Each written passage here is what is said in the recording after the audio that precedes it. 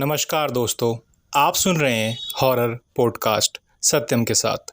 स्वागत है आपका डर का साया में। आप लोगों ने हमारी पिछली अमावस की रात की कहानी को बहुत प्यार और सपोर्ट दिया। इसके लिए मैं आप सबका तहे दिल से शुक्रिया अदा करता हूँ। आज हम आपके लिए एक और अमावस की रात की कहानी लेकर आए हैं। कहानी को पूरा सुनिएगा। आशा करता हूँ ये कहानी आपको ज़रूर पसंद आएगी। अगर आपको कहानी में कोई कमी लगे तो कमेंट करके ज़रूर बताएं, जिससे हम अपनी आने वाली कहानियों में सुधार कर सकें। और अपना प्यार और सपोर्ट बनाए रखिए चैनल को सब्सक्राइब करके, और हम मोटिवेट हो सकें और आपके लिए ऐसे ही मज़ेदार, डरावनी और भूतिया कहानियाँ आपके लिए लाते रहें। तो चलिए बिना किसी देरी के बढ़ते हैं कहानी की ओर। ये घटना मुझे मेरे दोस्त ने सुनाई थी और जो मैं आज आपके सामने साझा करने जा रहा हूँ। लोगों का क्या है, कुछ भी बोलते रहते हैं, पर डर एक ऐसी चीज़ है जो हर किसी के अंदर है। और बात जब अमावस की रात की हो तो डरना लाजमी बन जाता है। ज़्यादातर भूत प्रेत या चुड़ैल अमावस की रात में ही निकलते हैं। ये कहानी एक डायन की है जो अमावस की रात में अपनी सिद्धि पूरा करना चाहती है। वो खतरनाक रात जब हर कोई अपने घरों में सोया हो और दूर कहीं वीराने में कोई डायन तंत्र मंत्र की सहायता से अपना सिद्धि पूरा कर रही हो। दुनिया में हर किसी को किसी न किसी चीज़ का नशा ज़रूर होता है। किसी को पैसा कमाने का, तो किसी को कुछ पाने का नशा। इसी तरह डायन को भी अपनी विद्या में निपुण होने का नशा रहता है। डायन चाहती है कि कैसे और किस तरह अपनी डायन विद्या में निपुण हो सके। उसे इस काम को पूरा करने के लिए तरह तरह के काम करने पड़ते हैं। जो सबसे प्यारा हो उसकी जान भी लेनी पड़े तो पीछे नहीं हटती।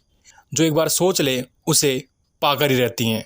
अब क्या हकीकत है ये मुझे नहीं पता। मेरे ख्याल से तो डायन होती ही नहीं है। बहुत से लोग इन सभी चीज़ों पर विश्वास भी नहीं करते, पर कुछ का कहना है कि भूत प्रेत डायन होते हैं।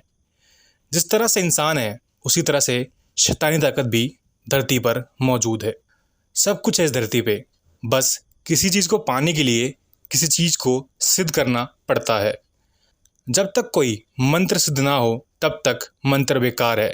ये जो हवा दिखती नहीं है पर सबसे शक्तिशाली यही है। जितनी भी शैतानी ताकत है सभी का वास इन हवाओं में है। सिर्फ वो तंत्र मंत्र आना चाहिए जो सिद्ध किया हुआ हो। मंत्र सिद्ध होने के बाद बहुत ही ज़्यादा ताकतवर बन जाता है, पर इन मंत्रों को सिद्ध कर पाना बहुत ही मुश्किल है। गांव देहात में कोई औरत डायन विद्या सीखती है किसी से बदला लेने के लिए। ज़्यादातर मंत्र अमावस्या की रात को सिद्ध किया जाता है, क्योंकि इसी रात दुनिया की काली शक्तियों के लिए बहुत ही अनुकूल है। सोए हुए काली शक्तियाँ अमावस की रात को जागते हैं। उसी रात को इन शक्तियों से संपर्क साधा जा सकता है। ये कहानी भी अमावस की रात से जुड़ा हुआ है। गांव देहात में लोग भूत प्रेतों पर विश्वास रखते हैं। उनका कहना है कि डायन जैसी शक्ति भी होती है। डायन मतलब एक ऐसी औरत जो जादू टोना करती हो, जिसे जादू आता हो, जिसके बस में किसी का प्रेत आत्मा हो और वह जो भी चीज़ चाहती है उस प्रेत आत्मा से करवाती है। और डायन विद्या सिद्ध करना इतना आसान काम नहीं होता। इसे पूरा करने में न जाने कितने दिन लग जाते हैं। यहाँ तक तो सालों का इंतज़ार करना पड़ सकता है, तब जाकर डायन विद्या सिद्ध होती है। इसे सिद्ध कर पाना हर किसी के बस की बात नहीं है। बहुत समय पहले की बात है। किसी गाँव में श्यामलाल नामक एक आदमी रहा करता था। वह बहुत ही बूढ़ा था। उसके 2 बेटे थे। दोनों की शादी हो चुकी थी। जीवन बहुत ही खुशी खुशी चल रहा था। एक अमावस्या की रात की बात है। वो बूढ़ा आदमी जिसका नाम श्यामलाल था, वह अपने घर के आंगन के पास चारपाई बिछाकर सोया हुआ था। अमावस्या की रात चारों तरफ खामोशी, सन्नाटा पसरा हुआ था। ठंड का मौसम भी था। गांव देहात में ठंड के मौसम में चारों तरफ कोहरा छा जाता है। ठंड भी बहुत ज़्यादा लगती है। ठंड इतनी ज़्यादा लगती है कि हड्डियां तक काम जाती है। उसी ठंड के मौसम में श्यामलाल अपने घर के आंगन में सोया हुआ था। वैसे भी बुढ़ापे में नींद कहाँ आती है। पूरी रात आदमी करवट बदलता रहता है, पर शायद 1-2 घंटा सो लिया यही काफ़ी है। अमावस की रात चारों तरफ सन्नाटा ही सन्नाटा। अगर उस सन्नाटे को कोई चीर रहा था वो था झिंगुर की आवाज़। सिर्फ झिंगुर की आवाज़ आ रही थी। श्यामलाल कभी इस करवट सो रहा था तो कभी उस करवट। बुढ़ापे में नींद भी कहाँ आती है। नींद लाने की चाह में सारी रात सिर्फ करवट ही बदलता था। अपने घर के आंगन में वो अकेला ही सोया हुआ था। रात काफ़ी घनी हो चुकी थी। अंधेरा चारों तरफ फैल चुका था। श्यामलाल उस रात सोने की बहुत कोशिश कर रहा था, पर चारों तरफ अंधेरा और सन्नाटा हो चुका था। जब चारों तरफ अंधेरा और सन्नाटा छा चुका तो श्यामलाल के कानों में किसी के पायल की आवाज़ टकराई। ऐसा लग रहा था कि कोई पायल पहनकर उसके घर के सामने से पार हो रही हो। श्यामलाल को थोड़ी भी समझ नहीं थी कि ये जो औरत घर के सामने से पार हो रही है वो कौन है। श्यामलाल अपने बिस्तर पर लेटा हुआ था। पायल की आवाज़ साफ साफ उसके कानों से टकरा रही थी। श्यामलाल कभी अपने ज़माने में बहुत ही फुर्तीला और अड़ियल इंसान था। किसी से डरना तो वो जानता ही नहीं था, पर उम्र के एक मुकाम ने उसे कमज़ोर बना दिया। फिर भी श्यामलाल अपने बिस्तर पर रखा हुआ टॉर्च जलाकर घर के बाहर की तरफ देखा तो उसके होश ही उड़ गए। उसने देखा कि एक औरत जिसके हाथ में एक बच्चा है और वह औरत उस बच्चे को घसीटते हुए अपने साथ ले जा रही थी। बच्चा उसके साथ जाना नहीं चाह रहा था, फिर भी वह उसे अपने साथ लेकर जा रही थी। वैसे भी गांव देहात में बच्चा चोरी का अफवाह बहुत ही ज़्यादा रहता है। श्यामलाल ने सोचा, इतनी रात गए ये औरत कौन है जो इस छोटे से बच्चे को अपने साथ ले जा रही है। एक बार तो उसके मन में आया कि ज़रूर ये कोई बच्चा चोर होगी, तभी इतनी तेज़ी से यहाँ से जा रही है। किसी दूसरे गांव से बच्चा चोरी करके कहीं ले जा रही होगी। श्यामलाल के टॉर्च की लाइट सीधा उस औरत के ऊपर पड़ रही थी। वह औरत भी जान चुकी थी कि किसी ने उसे देख लिया है। जब टॉर्च की लाइट उसके ऊपर पड़ा तो वह औरत और भी ज़्यादा तेज़ी से बच्चे को लेकर भागने लगी। श्यामलाल बहुत ही फुर्ती के साथ अपने बिस्तर से उठा और सामने रखे हुए लाठी को लेकर उस औरत की तरफ चल दिया। श्यामलाल बहुत ही तेज़ आवाज़ में बोल रहा था, जिस कारण से उसके घर के अंदर सोए दोनों बेटे जाग गए। श्यामलाल उस औरत के पास जाकर उससे बोला कि तुम कौन हो और इस बच्चे को लेकर कहाँ जा रही हो। तो औरत बोली कि मेरे काम में बाधा मत डालो, नहीं तो मैं तुम्हें जान से मार दूंगी। तुम नहीं जानते हो कि मैं कौन हूँ। श्यामलाल अभी उससे तेज़ आवाज़ में बात ही कर रहा था कि घर का दरवाज़ा खोलकर उसके दोनों बेटे भी वहाँ आ गए। अकेला श्यामलाल रहता तो वह औरत श्यामलाल का कुछ बिगाड़ सकती थी, पर जब श्यामलाल के दोनों बेटे सामने आ गए तो वह औरत उस बच्चे को वहीं छोड़कर भाग गई। श्यामलाल के दोनों बेटे उस औरत का पीछा किए, पर पता नहीं वो औरत अंधेरे में कहाँ खो गई। अमावस की रात का अंधेरा वैसे भी बहुत खतरनाक होता है। जब वो औरत भागकर अंधेरे में कहीं खो गई तो अब उन सभी के पास एक बच्चा रह गया जो कि लगभग 5 साल का था। पर एक दुविधा थी कि लड़का कुछ भी बोलना नहीं जानता था। रात के समय श्यामलाल करे तो क्या करे, किसके घर जाके पूछे कि किसी के यहाँ कोई बच्चा गायब तो नहीं हुआ है। सिर्फ सुबह का इंतज़ार था। सुबह होते होते पूरे गांव में इस बात का चर्चा फैल गया कि कल रात गांव में बच्चा चोराया था। गांव का हर कोई आकर बच्चे को देखने लगा।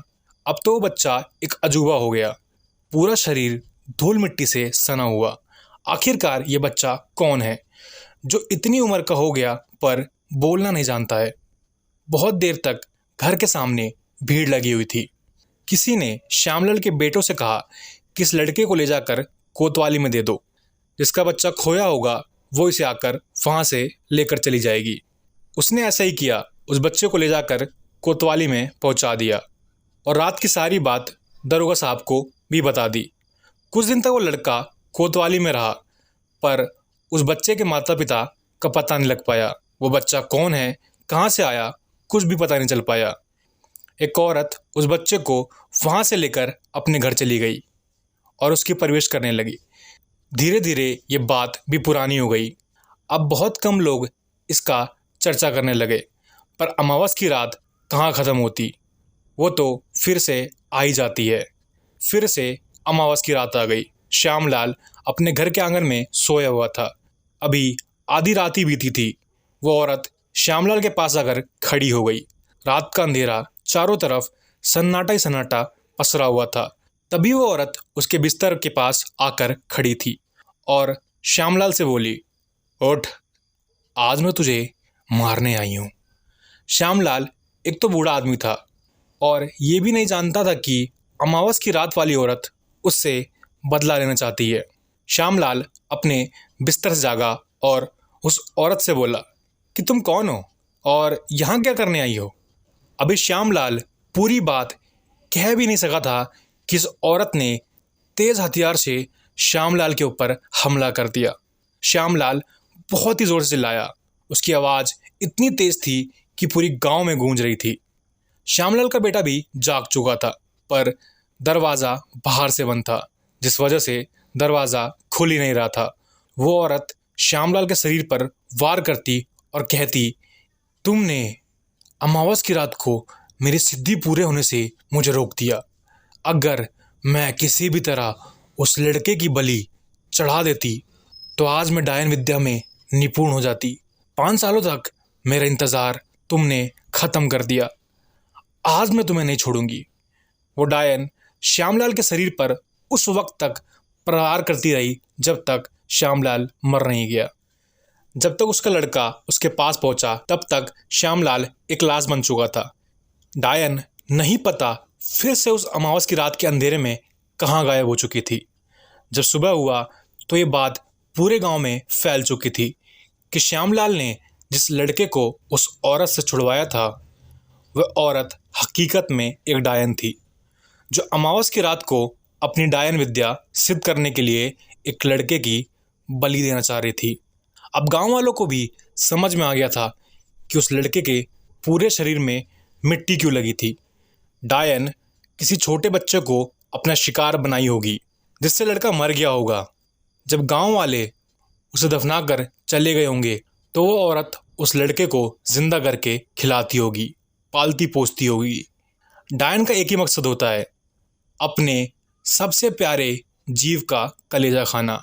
डायन उस दिन के इंतज़ार में होगी कि जब बच्चा थोड़ा बड़ा हो जाए और डायन सिद्धि का समय आ जाए तो वह उस लड़के की बलि चढ़ाकर उसका कलेजा खा जाए, जिससे वह डायन विद्या में पारंगत हो सकती है। ये वही अमावस की रात थी जब डायन अपनी सिद्धि पूरे करने के लिए उस बच्चे की बलि चढ़ाने जा रही थी, लेकिन उसने उस डायन की इच्छा को पूरा नहीं होने दिया। तो दोस्तों, ये थी आज की कहानी। अगर आप कहानी में अभी तक बने हुए हैं तो कमेंट करके अपनी राय ज़रूर बताएं कि आपको कहानी कैसी लगी। कहानी पसंद आई तो वीडियो को एक लाइक ज़रूर कर दें। आज के लिए धन्यवाद। मिलते हैं आपको अगली ऐसी ही डरावनी कहानी के साथ।